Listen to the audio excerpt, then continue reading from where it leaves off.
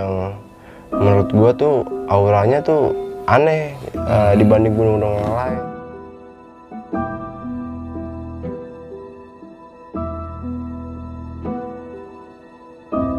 Visualnya kayak orang habis kecelakaan, sininya nih ngelegok ke dalam nih Pak. Aduh. Kayak segitiga gitu nih. Iya. Bolong ke dalam gitu, hancur sininya. Gue matiin lu berdua di sini. Gue matiin lu, ngapain lu? Gue sadar tuh Pak, tapi lu kemana aja dari semalam segala macem. Ini baru ketemu setelah 2 hari.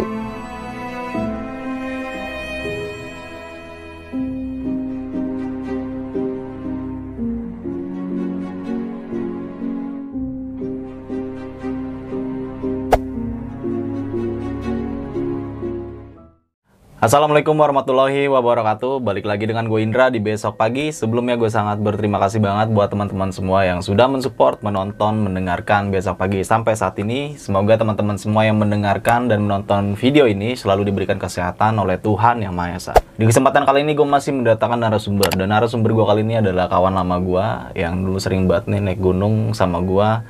Dan ternyata dia mempunyai cerita pengalaman pendakian horornya nih di salah satu gunung di Jawa Barat. Oke, kita langsung aja nih, sapa narasumber gua kali ini. Halo Wir, apa kabar? Sehat. Mantap. Udah lama nih gak ketemu ya. Yoi, sibuk apa lo sekarang Wir?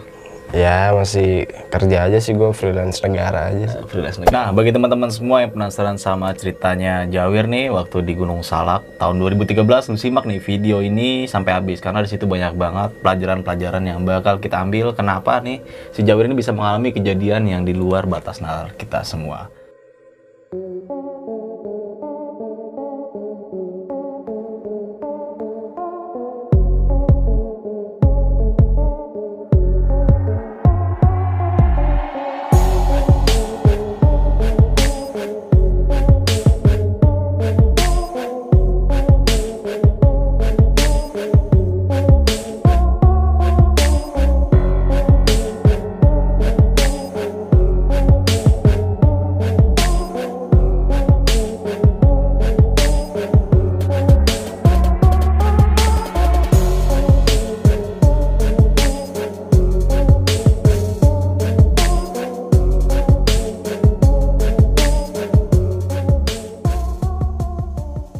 Oke, mungkin kita nggak usah berlama waktu lagi, kita langsung aja masuk ke ceritanya.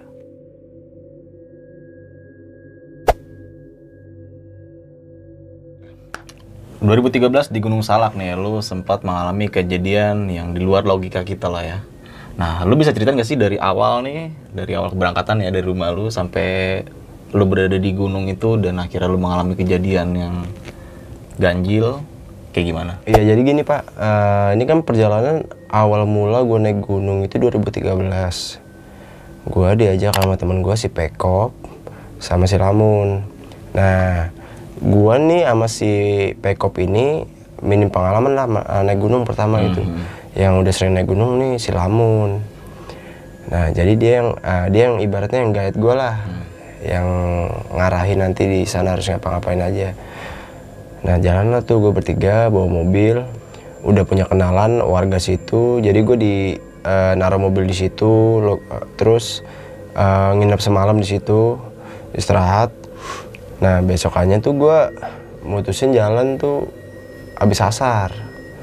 Abis asar gue jalan bertiga dari pos 1 ke pos 2 itu perjalanan tuh menurut gue ya nggak terlalu berat ya, karena masih landai kan, hutan pinus karena jalur ilegal juga Pak itu. Jalur ilegal, bekas evakuasi orang-orang yang kecelakaan naik pesawat Sukhoi itu kan. Nah, itu gue sempat kesel juga tuh sama si Lamun. Maksud gue kan gue minim pengalaman naik gunung, dia ngasih jalur yang ilegal Pak, bukan yang resmi. Maksud gue pengen mendaki tuh yang baik-baik aja lah, ya kan? Jangan yang dilarang-larang. Gue ngomong lah ke Lamun ini. Tadinya kan sebelum jalan juga si Lamun udah briefing di bawah. Segala sesuatu yang lu dengar, lu rasain nanti di gunung, jangan lu ceritain tempat.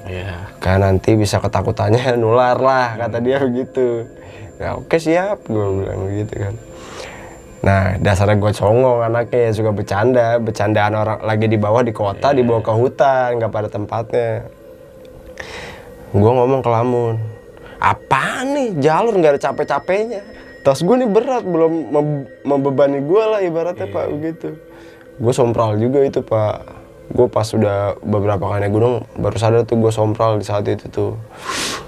Itu belum selesai dari gue ngomong sompral itu, teman gue nih si Pekop emang sefrekuensi ya, emang dasarnya bocah tongkrongan. Iya nih, gunung apa mall katanya begitu. Landai banget gitu. Sompral banget berarti. Iya, parah Pak. Nah udah tuh pas jalan, nih emang si Lamun dia udah biasa naik gunung kali ya Pak. Naik gunung tuh udah mulai agak nanjak tuh, gue udah merasa mulai agak capek. Itu keberasa tuh jantung gue kepicu, deg-degan parah Pak itu Pak. Nah jalan dah tuh, mulai tuh gerimis. Tadinya si Lamun ngasih tahu gue karena baru gerimis doang tuh, ini mau buka tenda atau gimana. Baru pos 1 Pak ke pos 2. Dia kayak ngeliat gue udah kasihan tuh berdua, udah capek. Dia udah ngerasa nih pas gue ngomong sompral gitu, dia cuma diem aja. Padahal dalam hati gue rasa pengen nimpalin. Bisa jadi Pak. Udah gak tahan juga. Nah udah jalan tuh dari pos 1. Gue kan urutan dakinya tuh gue paling terakhir Pak. Gue. Nah gerimis rintik-rintik gitu, ada yang manggil gue aja. Wir, tapi suaranya jauh. Tapi ngikutin terus tuh suara Wir. Nah itu spontan tuh gue langsung nengok ke belakang, gak ada siapa-siapa. Terus gue panggil kan si Lamun. Mun lu manggil gue? Dia udah jauh tuh di atas. Gue kan soalnya kan jalan berapa meter berhenti, duduk, berapa meter duduk gitu. Enggak, lu kan paling belakang. Begitu tuh. Nah di situ gue masih belum mikirin tentang gaib lah. Itu pokoknya jalan udah mulai agak capek banget badan gue tuh. Nah terus sampailah pos 2 tuh, kan landai itu pos 2 tuh Pak. Jarang ada yang kayak di situ tuh ya. Nah dilanjutin aja, nanggung nih mau nyampe pos 3. Kata si Lamun begitu. Ya gimana Mun, ini lama-lama makin berat tas gue. Soalnya kan beratnya sih sebenarnya nggak terlalu berat ya Pak, karena Lamun itu juga ngerti nih gue 2 orangnya pendaki pemula, jadi yang berat-beratnya dia yang bawa. Biar gue ibaratnya mungkin biar gue nggak kapok kali diajak dia naik gunung, biar dia aja yang berat gitu. Tapi kok ini keberasa berat banget, gue paling belakang. Nah ya udah tuh, gue istirahat dulu pada bertiga, nggak bergerak dari tempat masing-masing. Maksudnya tuh Lamun tetap di atas duduk, si Pekop di tengah, gue di bawah. Gue duduk dulu tuh, gue bengong tuh situ Pak. Gue bengong, terus suara tuh masih samar-samar aja tuh manggil gue, Wir. Udah mulai nggak gue hirauin tuh Pak. Nah pas gue bengong itu kecium tuh bau anyir pertama. Darah gitu? Iya, kayak bau anyir. Ini ada bangke atau apa ya baunya kok anyir banget. Akhirnya udah dah tuh, gue timpalin bau rokoknya itu, gue bakar rokok aja sebatang. Padahal tuh gue lagi ngos-ngosan parah Pak, udah nggak mau ngerokok sebenarnya itu, karena buat ngilangin bau anyir aja. Udah tuh, gue mutusin, ayo lanjut Mun. Gue terakin begitu ke Lamunnya, jangan lagi. Nah dari situ, abis bau anyir itu, ada yang jatuh, kayak kelapa, jeduk di belakang gue. Ya gue nyariin ya, gue liat nggak ada apa-apaan. Terus pikiran gue pertama emang kelapa, tapi gue liat ini nggak ada pohon kelapa, nggak mungkin kelapa, itu apaan? Jeduk kayak kelapa atau batu gitu Pak. Jeduknya tuh kalau kena tanah gimana sih ya? Bunyinya. Ya udah tuh gue jalan aja gitu. Tuh udah mulai rada jiper tuh gue Pak.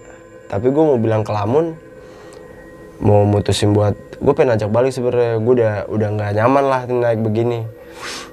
Tapi gue mikir lagi, si Lamun tuh kayak udah capek banget ngajak gue kesini segala macem kan. Udah jalan tuh, itu belum parah banget sih Pak. Itu yang parah-parahnya itu yang akhirnya gue nyampe pos 3. Pos 3 gue nyampe itu jam 10 atau kalau nggak salah Pak itu. Jam 10 malam. Dan itu di pos 3 yang buka tenda cuman gua doang. Berarti nggak ada pendaki lain? Nggak ada lagi. Waduh. Karena mungkin emang jalur ilegal kali Pak ya, nggak pada berani lewat situ. Jadi ya tenda gua aja. Pas kelar si Lamun ini bikin tenda, gua kan karena belum tahu ya Pak cara bikin tenda gimana segala macam, takutnya ngerepotin dia. Mun gua bantu yang bisa gua bantu aja deh, gua bilang. Kalau masang tenda gua belum ngerti. Ya udah lu packingan yang logistiknya aja lu keluarin seperlunya yang bisa kita makan malam ini. Nah nggak lama tenda udah jadi, itu langsung hujan Pak, hujan sehujan-hujannya itu, gede banget. Nah Lamun nih karena emang udah capek apa gimana ya, hujan juga, tidur dulu dia duluan.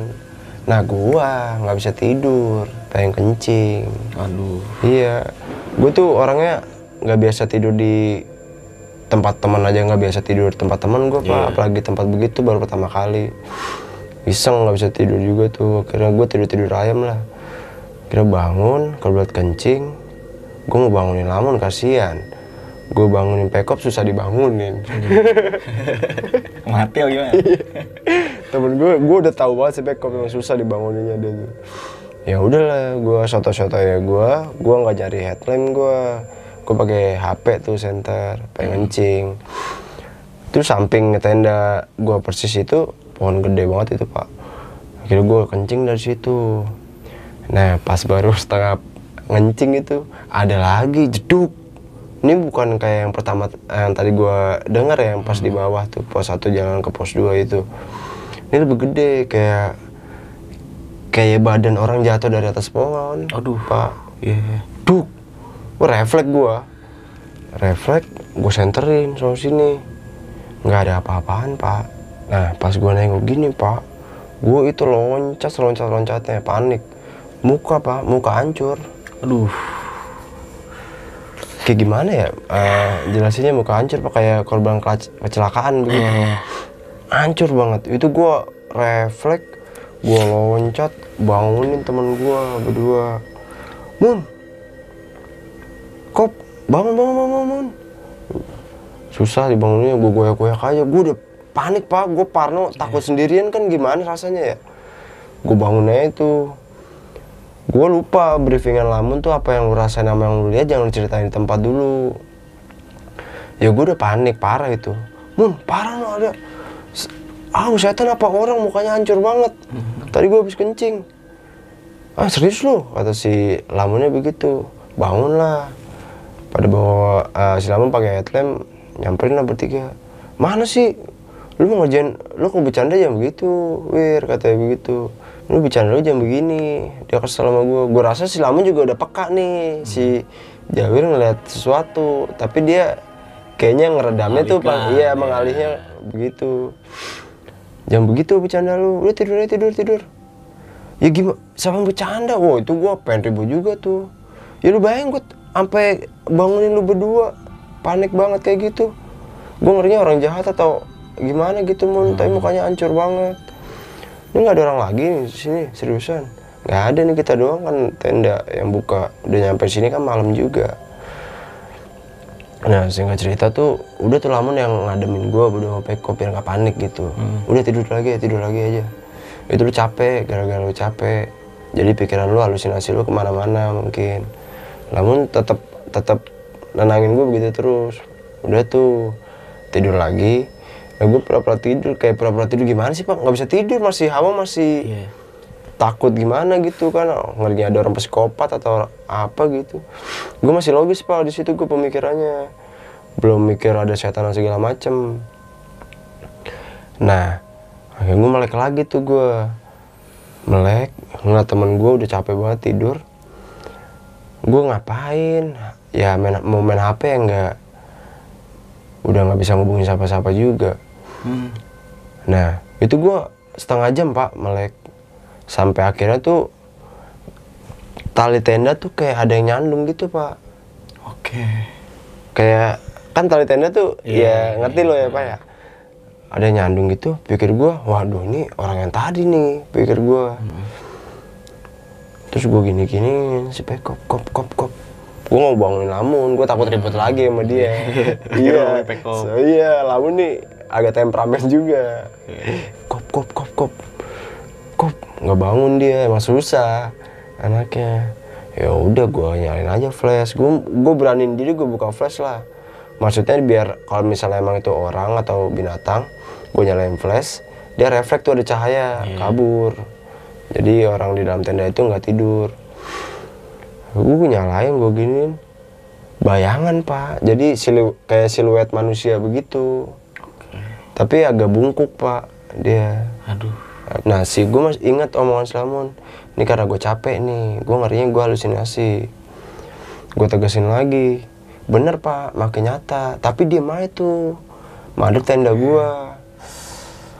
Nah gue memberanikan diri dah, keluar.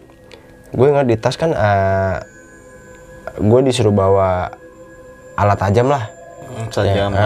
buat jaga-jaga di gunung atau buat ngambil kayu lah segala macem. Maksud gue kalau emang dia punya niat jahat, gue masih bisa ngelawan gitu.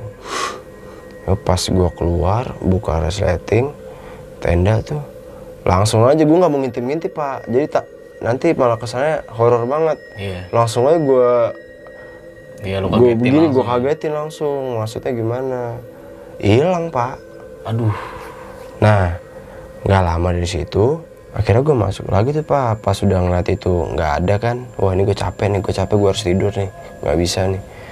Gue masuk lagi ke tenda, perut gue lapar pak. Aduh, penyakit perjalanan malam. Iya malam dihujanin pula. Soalnya gue kalau lapar nggak bisa tidur pak. Akhirnya pas gue kan ingat tuh Lamun ngasih unjuk gue, terus itu mata air tuh nggak jauh dari tenda gue. Ya gue beranilah ngambilnya, gue bawalah aqua, gue masak Indomie itu. Jadi gue ambil aqua, mau ambil ke mata air. Nah kan mata air nih ada 2 jalur nih pak. Yang satu sana ada lagi nih mata air, tapi yang paling dekat sama gue yang sebelah sini nih. Gue ambil yang lebih dekat dari tenda gue kan. Nah gue sambil gue giniin flash, siluet nih kayak ada kayak kakek juga, kayak ngambil air juga. Oke, itu malam-malam. Nah itu iya malam-malam itu. Nah itu gue masih mikir nih, wah bener nih ada orang di sini nih, Lamun bohong nih, nggak cuman tenda kita doang nih. Nah habis itu dia manggil gue, Dek. Ya gue sautin ya, pikir gue tuh orang apa perlu bantuan atau gimana ya, gue deketin. Nah gue diajak lah sama dia, kayak ke rumah gubuk-gubuk gitu pak, masih kayak rumah tradisional gitu. Diajak lah sama dia, gue nggak tahu, gue ngikut aja itu. Gue udah nggak inget gue lagi naik gunung pak. Aduh. Jadi udah kayak ngikut dia, diajak ke rumahnya. Terus dia udah mulai nanya-nanya ke gue. Dia yang pertama kali diomongin sama dia, kamu kenapa kesini, katanya begitu. Gue langsung jawab, lah dia ngapain nanya gue begini. Gue bingung tuh. Jadi ini kalau gambaran visualnya nih, orangnya ini kayak kakeknya ini pakai item-item gitu, pakai baju pangsi warna hitam, terus pakai kayak belangkon yang ada sininya tuh pak, ngerti lah lu? Iya. Nah, udah singkat cerita, gue diajak ngobrol. Pokoknya gue ngobrol kayak tenang aja gitu sama dia, diajak ngobrol. Gue dikasih suguhan, tapi suguhannya itu kayak maaf ya, kayak sajen kali pak ya.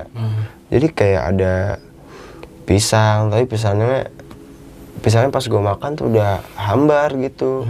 Terus kopi gue dikasih juga rasanya udah hambar. Nah dia mulai cerita, kamu kesini bawa apa? Bawa apa mbah? Gue nanya gitu. Kamu itu dititipin sama orang tua kamu, di dompet kamu itu ada sesuatu. Ya, makanya kamu setiap perjalanan di gunung ini bakal terus diganggu. Karena yang dibekalin ke kamu itu oleh orang tua kamu itu ada ulang macan. Itu gue belum tahu tuh ulang macan apaan. Karena pas emang sih gue tuh dikasih sama bokap gue kayak kulit harimau gitu pak. Itu pas gue SMA dibekalin, suruh taruh dompet gue aja. Karena mungkin emang dulu kan sekolahan gue serem apa buat jaga-jaga atau gimana, gue nggak ngerti lah. Sampai akhirnya gue naik gunung itu masih ada dompet gue. Nah, balik lagi ke mbah itu bilang ke gue, kamu itu diusik dari tadi perjalanan itu karena yang kamu bawa itu. Karena penghuni sini merasa terusik karena di dalam bulu kulit harimau itu ada kodamnya, katanya begitu. Ya gue langsung respon mbah itu, oh iya mbah, makasih mbah udah diingetin. Nah dari situ mbah itu nepok gua gini, ya udah kamu sana yang hati-hati, mbah cuma titip itu aja, kamu jaga omongan dimanapun kamu berada, apalagi kamu ini sekarang di gunung. Dia cuma pesan itu doang. Nah akhirnya gue sadar tuh, sadarnya gue si Lamun yang bangunin gue tuh, dia udah nemuin gue. Itu pas gue ngobrol sama mbah itu tuh nggak lama pak, Lamun pas gue melek udah di depan mata gue. Lu kenapa panik tuh, 2 hari katanya gue udah nggak ada. Waduh, perasaan gue tuh ngobrol sama itu mbah nggak nyampe berhari-hari pak. Jadi lu udah hilang 2 hari, lu kemana semalam? Gue dalam keadaan baru sadar, diomelin juga pak. Ya, masih Lamun gitu. ini? Iya, dia kesel juga kali ya, panik juga gue kemana pas segala macam. Soalnya dia yang bawa gue kan. Lu kemana aja dari semalam segala macam? Ini baru ketemu setelah 2 hari. Gue udah panik segala macam. 2 hari, gue bilang gitu. Yang bener lu. Semalam tuh gue ketemu mbah-mbah gitu. Nah gue pikir gue dia perlu bantuan Mun. Ah udah lu jangan ngomong acel lah. Dia masih kesel tuh sama gue. Udah tuh, pokoknya singkat cerita, akhirnya gue udah mulai gak enak tuh hawa gue sama hawa dia dah. Gue balik ke tenda, dia kan bilang ke gue, udah jangan ceritain dulu, nanti aja lah, katanya gitu. Gue udah capek nih nyariin lu, katanya dia begitu. Ya udah gue balik lah ke tenda, ya kan. Akhirnya Pekop ini nanya gue, lu kemana aja udah 2 hari? Gue masih Lamun nyariin lu, gue juga takut yang jadi hawanya Parno. 2 hari gimana? Karena gue nggak berani cerita sama Lamun kan. Lamun kan yang dari awal udah briefing gue jangan ceritain dulu. Ya gue cerita sama Pekop, iya temen gue. Ya karena gue nggak mau takut sendirian pas saat itu. Biar temen gue juga ikut takut. Pemikirannya begitu ya? Iya, pikiran gue bandel-bandel, pemikiran gue begitu waktu itu. Gue ceritain semuanya itu. Nah Pekop tuh orangnya emang gampang percayaan, bagaimana segala macem. Wah balik aja kali ya, balik. Gue ngerinya abis lu gue lagi nanti yang digituin. Masih ada omongan kayak gitu tuh? Iya. Akhirnya udah tuh, gue ngomong sama Lamun, Mun, kayak gue udah gak sanggup lu naik dah. Badan gue gak kuat ya besok gue. Maksudnya badan udah bangun dari setelah kejadian itu, badan gue sakit semua. Gue udah gak sanggup lu jalan. Pun kalaupun dia mau muncak berdua, ya gue gak berani sendirian. Yang tadinya pemikiran gue logis tuh, maksudnya gak percaya sama gitu-gituan. Dari situ tuh gue mulai percaya pak. Akhirnya dengan sangat terpaksa tuh Lamun kayaknya berat hati tuh dia. Karena emang, tapi dia juga dewasa juga mikir, badan gue fisik gue udah gak memungkinkan nih buat naik. Udah tuh mutusin packing semua segala macam, turunlah ke bawah. Belum selesai nih pak, ini gangguan masih terus ngikutin nih. Karena gue pengalaman tadi awal perjalanan gue di belakang gue digangguin, gue ke tengah dong. Gantian Pekop di belakang, ya kan. Dia juga takut pak, orangnya parnoan juga parah. Itu gue masih gontok-gontokan tuh pak sama si Pekop. Nggak ada yang mau jadi orang terakhir ya kan. Dia nyautnya dengan enaknya. Enggak, ntar gue kayak lu hilang 2 hari. Gitu pak. masih ngejok aja gitu, maksudnya masih bercanda aja gitu. Apalagi gua ngeri sebulan hilang gitu. Nggak kerja dong ya.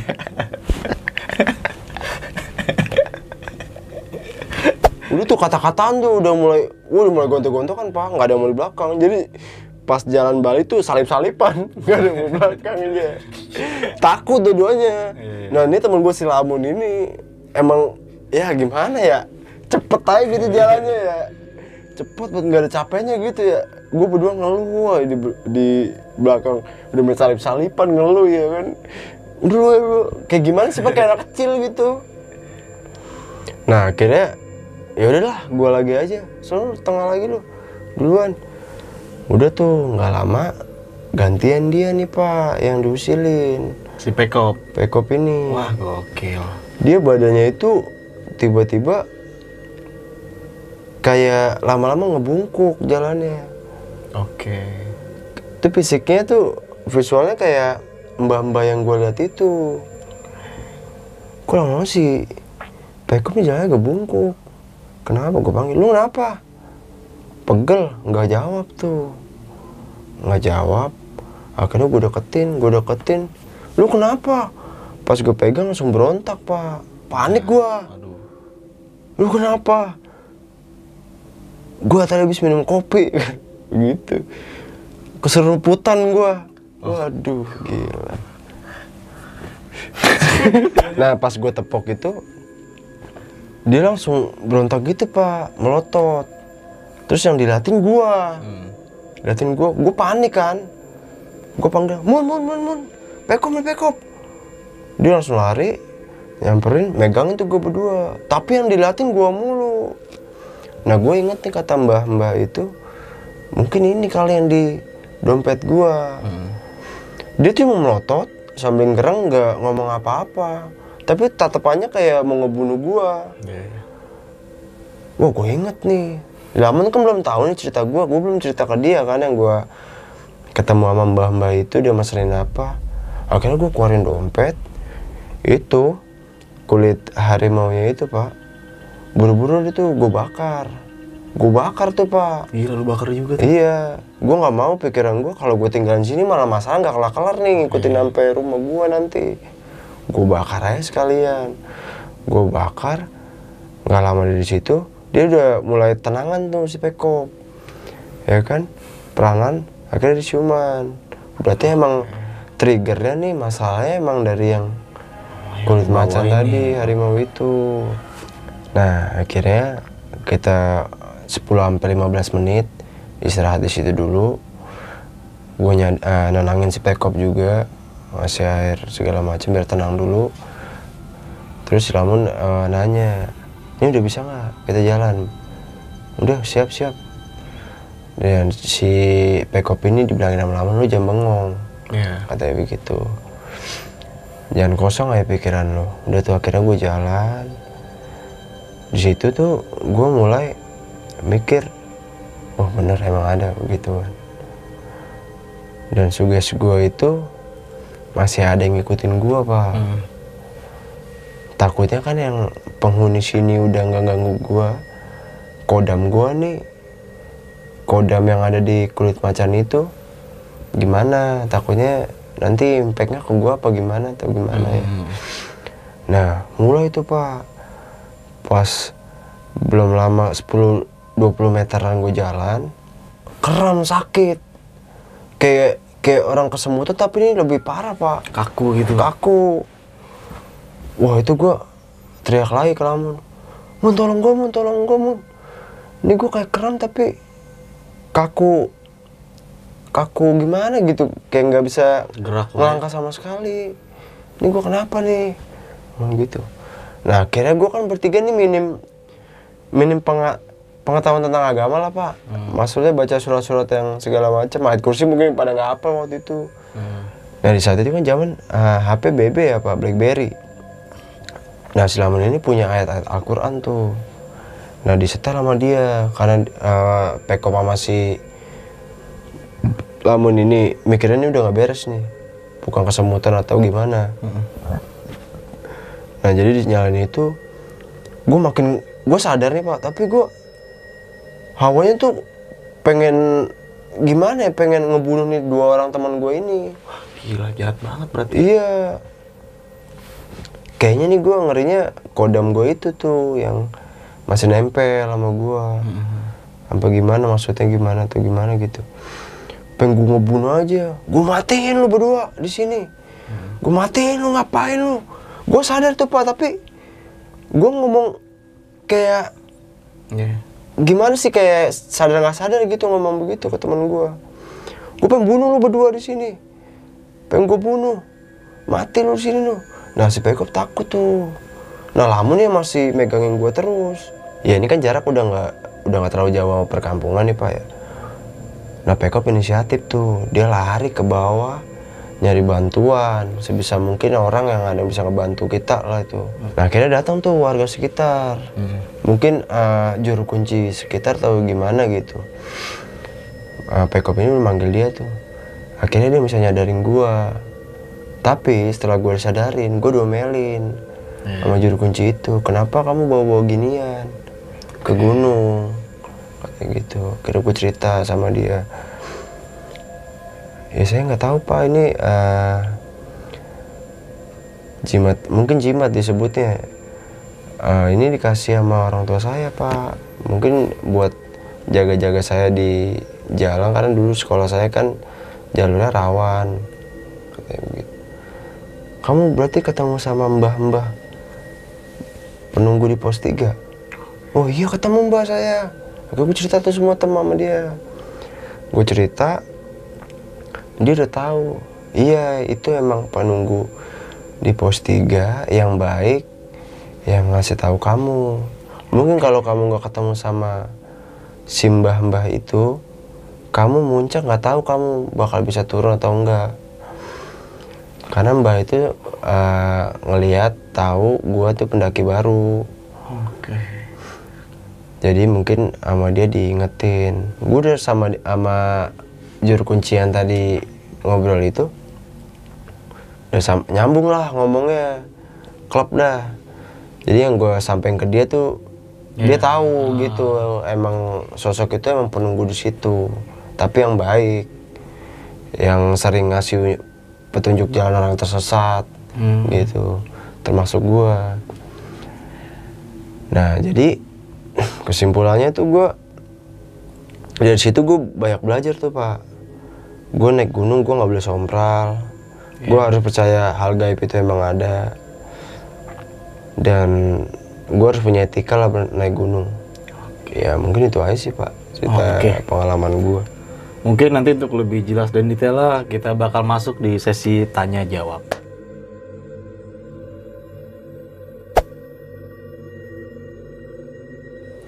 Oke, thank you banget nih Wir, lu udah mau berbagi pengalaman pendakian horor lu waktu di Gunung Salak tahun 2013. Gila, nggak nyangka gua. Ternyata lu pernah mengalami hal seperti itu ya? Parah Pak, itu parah sih. Itu yang hampir membuat gua nggak mau naik gunung lagi Pak. Oke.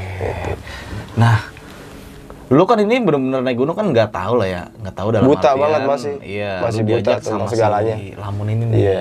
Lamun ini orang yang bisa dikatakan orang yang udah berpengalaman lah ya kan. Iya, udah berapa kali naik gunung lah dia. Dan si Pekop ini sama kayak lu. Iya, bocah nakal lah naik gunung. Lah, ya kan. Nah, tapi lu sempat dikasih tahu nggak sih sama si Lamun kalau lu bakal naik Gunung Salak itu ke jalur ilegal? Dia nggak ngasih tahu. Mungkin karena Lamun juga ngajak lewat situ.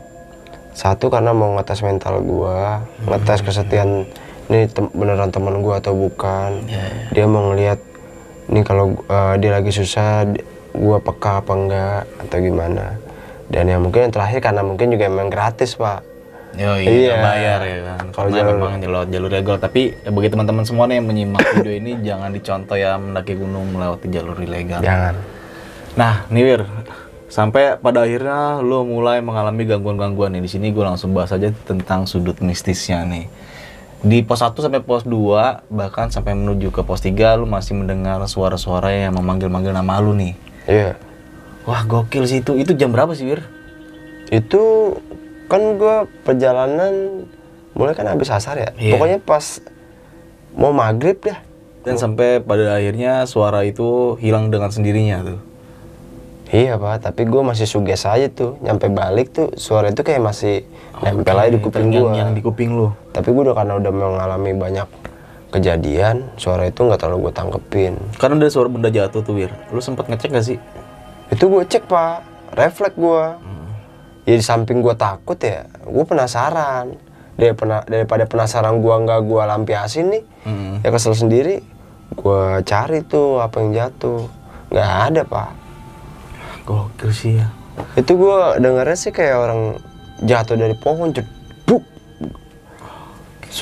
Kayak ngebanting ke tanah gitu. Tapi yang lebih horor lagi waktu lu keluar tenda malam nih dan lu ngelihat sosok yang mukanya hancur. Wah, itu gokil sih. Merinding gua tadi dengernya. Itu parah Pak. Itu gimana sih perawakannya, Wir? Atau lu bisa gambarin secara detail gitu? Itu kalau visualnya kayak orang habis kecelakaan, sininya nih ngelegok ke dalam nih Pak. Aduh. Kayak segitiga gitu nih. Iya. Bolong ke dalam gitu, hancur sininya. Ngelegok begini nih. Pokoknya sini kayak lubang tapi segitiga gitu. Nah sininya udah nggak karuan nih, mukanya nggak kelihatan. Dan itu jaraknya deket banget emang sama lu? Ya di sini Pak, pas gua nengok. Wah, anjir. Kan gua kan nyari yang jatuh itu kan, yang suara jatuh itu. Pas gua mau nengok arah ke tenda gini, di sini gua Pak. Aduh. Jadi ya gimana lu? Nih, pendakian lu menurut gua gokil banget sih. Karena memang di tahun 2013 ini jalur, ya gua tahu jalur itu ya kan. Iya. Ya belum Nggak usah terlalu ramai disebutin banget lah ya Iya. kan. Tapi ada di daerah, salah satu daerah Sukabumi lah. Nah, sampai pada akhirnya lu hilang nih. Hilangnya ini menurut pengakuan si Lamun dan si Pekop ini lu 2 hari nih. 2 hari Pak. Tapi lu sadar gak sih waktu lu ngobrol sama si kakek itu berapa jam atau berapa menit gitu? Itu nggak lama Pak. Kalau berapa jamnya sih gua nggak tahu ya. Karena kan situasinya kan rumahnya juga masih kayak rumah tradisional gubuk begitu. Nggak ada jam. Gue juga nggak bawa HP saat itu. Gue nggak tahu lah. Pokoknya nggak lama Pak. Gue masih ingat kalau gue ngobrol sama dia itu nggak lama. Jadi itu perkampungannya banyak gitu, Bir? Enggak, satu rumah itu aja. Oke. Jadi satu rumah visualnya tuh kayak atapnya tuh masih pakai jerami gitu Pak. Iya. Iya, terus dindingnya tuh kayak pakai anyaman gitu. Bambu. Iya, anyaman bambu. Oke. Sampai pada akhirnya lu diketemukan sama si Lamun. Nah, pas lu sadar, posisi lu tuh ada di mana tuh, Bir? Pas gua sadar itu, posisi gua tuh nggak di pas gua nyamperin tuh kayak kakek itu ya, mbah-mbah itu ya. Itu gua jauh Pak dari situ. Jadi tuh gua harus, kalau pas gua arah baliknya ya, gua kan ngerasain tuh pas balik ke tendanya. Itu gua jauh banget dari lokasi yang gua ketemu mbah-mbah itu. Dan sampai pada akhirnya si Lamun dan si Pekop ini 2 hari melakukan pencarian tuh. Iya, itu 2 hari tuh. Dari dari cerita lu kan Lamun sama si Pekop ini kan Jatuhnya dia nggak turun ke bawah ya, nggak turun ke bawahnya, dibantuan dia berusaha terlebih Iya, dahulu untuk mencari lu ya kan. Tapi pada intinya semua tadi sudah lu jelaskan ya, Wir ya, kenapa lu bisa mengalami seperti itu, karena ada satu penyebab, yaitu Ada bahwa penyebabnya. benda yang dimana benda dari bokap lu ya, warisan dari bokap lu itu ternyata sumbernya dari situ nih. Dan balik lagi, lu kan nggak tahu ya kalau benda itu bisa mengakibatkan ya keburukan di antara pendaki lu bertiga itu. Ya gua kan Pak, ya namanya dikasih sama orang tua, mungkin cendera mata buat taruh di dompet, ya gue terima aja lah. Nggak tahu kalau Nggak tahu itu bakal ada impact atau efek yang macam-macam ke gua.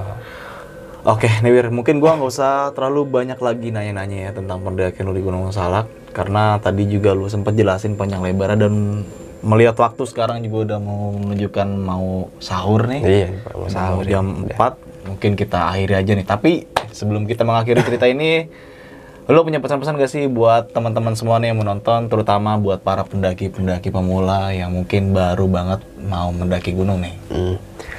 Ya jadi kalau pesan dari gua sih, ya apa yang gue ceritain tadi tanpa ada maksud buat ngejelekin si destinasi gunung itu tuh. Jadi buat lu yang pada masih mau naik ke Salak, silahkan, nggak apa-apa. Tapi ya balik lagi dari cerita gue yang tadi itu, kalau bisa lu jangan bawa jimat atau benda-benda yang kayak gitu Sakral lah. Iya, jangan bawa gituan lah. Nanti takutnya lu bakal ngalamin hal yang sama kayak gua. Oke, mungkin sedikit agak gue tambahkan bahwasannya titi dan sopan santun dimanapun kalian berada itu perlu banget kalian dijaga, nggak cuma di rumah, di kantor, di sekolah, di gunung-gunung yang kalian mungkin mau mendaki, dua hal itu jangan sampai kalian lupakan. Selain itu, naiklah bersama orang berpengalaman, membawa perlengkapan safety mungkin, dan jangan lupa selalu berpikir positif. Oke, dari gue Indra, itu aja mungkin. Saksikan video-video berikutnya di Besok Pagi. Wassalamualaikum warahmatullahi wabarakatuh.